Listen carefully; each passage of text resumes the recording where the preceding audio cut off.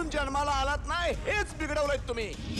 त्याच्या रंगात रंगून गेले मन भलतेच, जसा पडावा फुलाला फुलं पाखराचा पेच. मोकळा श्वास हा आगामी चित्रपट 7 तारखेला सर्वत्र प्रदर्शित होतोय. या चित्रपटात माझी भूमिका अंजू असं नाव आहे माझ्या भूमिकेचं, आणि तिला एक मोठी बहीण आणि एक धाकटी बहीण अशा तिघीजणी त्या असतात. आणि मुळात हा चित्रपट स्त्री भ्रूण हत्येवर आधारित आहे. त्यामुळे तसं म्हटलं तर हा खूप सिरियस सिनेमा आहे, पण त्यात मला एक आनंदाची गोष्ट आहे की माझं कॅरेक्टर थोडंसं त्यात जरासं लाईट आहे, आणि त्यामुळे कदाचित ते मूवीला पॅरलल जाऊन एक छान समतोल त्याचा हे होऊ शकतो भाग. खूप छान एक्सपिरियन्स होता. मुळात आत्तापर्यंत मी ज्या डेली सोप्स केल्या आहेत त्याच्यात नेहमी मी मेल डिरेक्टर्सच्या हाताखालीच काम केलेलं आहे. त्यामुळे एका फिमेल डिरेक्टरच्या हाताखाली काम करण्याचा एक्सपिरियन्स खूप वेगळा होता, आणि त्यात हा सामाजिक विषय आहे, बायकांशी निगडीत आहे. त्यामुळे मला असं वाटतं की दोन स्त्रिया जेव्हा एकत्र येऊन या विषयावर बोलतात तेव्हा त्यांची केमिस्ट्री, त्यांचं ट्युनिंग खूप वेगळ्या पद्धतीचं असतं. आणि मला असं वाटतं की केवळ कांचनताई होती म्हणून माझं कॅरेक्टर मी फुलवू शकले किंवा ओव्हरऑल सिनेमा चांगला बनू शकला ह्याचं मी श्रेय कांचनताईलाच देईन. कारण तिच्याबरोबर मी खूप फ्रँकली काही गोष्टी कॅरेक्टरच्या शेअर करू शकत होते, ज्या कदाचित एक मेल डिरेक्टर असता तर इतक्या चांगल्या पद्धतीने झाल्या नसत्या.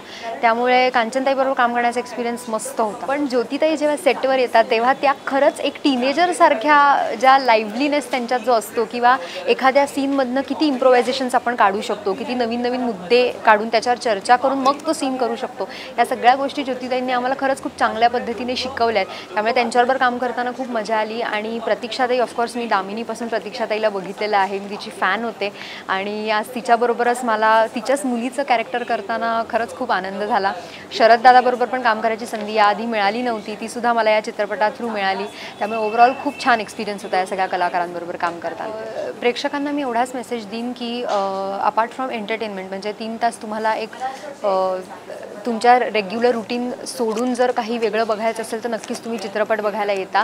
पण मला असं वाटतं की हा चित्रपट तुम्ही मनात एक गोष्ट ठेवून या की या चित्रपटा थ्रू प्रत्येक माणसालाच काहीतरी शिकण्यासारखं आहे. म्हणजे आम्ही हा चित्रपट केला म्हणून आम्ही असं सांगत नाही की लोकांनी शिकावं, तर हा चित्रपट करताना मलाही असं जाणवलं की मलाही त्यातनं काहीतरी शिकण्यासारखं आहे. त्यामुळे आणि दुसरी गोष्ट म्हणजे की स्त्री भ्रूण हत्येवर आधारित आहे म्हणून फक्त स्त्रियांनी बघायचं असं नाही, तर मला असं वाटतं की पुरुषांनी हा चित्रपट जास्त बघावा, जास्त आत्मीयतेने बघावा.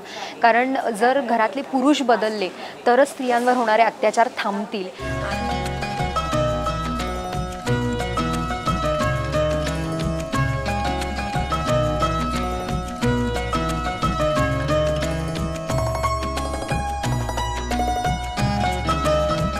कुंकू ही मालिका 3 वर्ष ऑलमोस्ट मी केली. त्याच्यानंतर खरोखरच मला ती थांबल्यानंतर लगेचच म्हणजे अगदीच थोड्या कालावधीमध्ये कांचनताईंनी मोकळ्या श्वाससाठी विचारलं होतं, आणि ती स्क्रिप्ट ऐकल्यानंतर नाही म्हणायचा प्रश्नच येत नव्हता. त्या भूमिकेला माझी गरज असेल म्हणून कांचनताईच्या डोक्यामध्ये माझं नाव आलं असेल, आणि हो मी नशिबाने म्हणूनच हे घडू शकलं की तिला क्लिक होणं, किंवा गोष्टी खूप वेळेवर वेळच्या वेळी चांगल्या जागी घडत गेलेल्या आहेत असं मी मानते.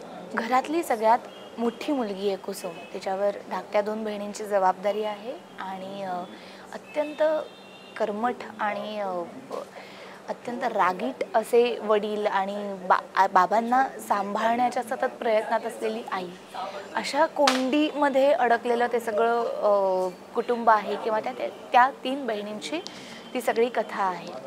आणि कुसुमबद्दल सांगायचं झालं तर अत्यंत हुशार, अत्यंत समंजस आणि कष्टाळू मुलगी, किंवा घरातल्या सगळ्यांना धरून असणारी अशी ती सगळी व्यक्तिरेखा आहे, किंवा आपल्या दोन्ही धाकट्या बहिणींवर जीवापाड प्रेम करणारी, थोडक्यात काय तर त्यांची अक्षरशः आई. कारण त्या तिघीही बहिणींना घरात आई असून सुद्धा आईचा सहवास असा कधीही मिळालेला नाही.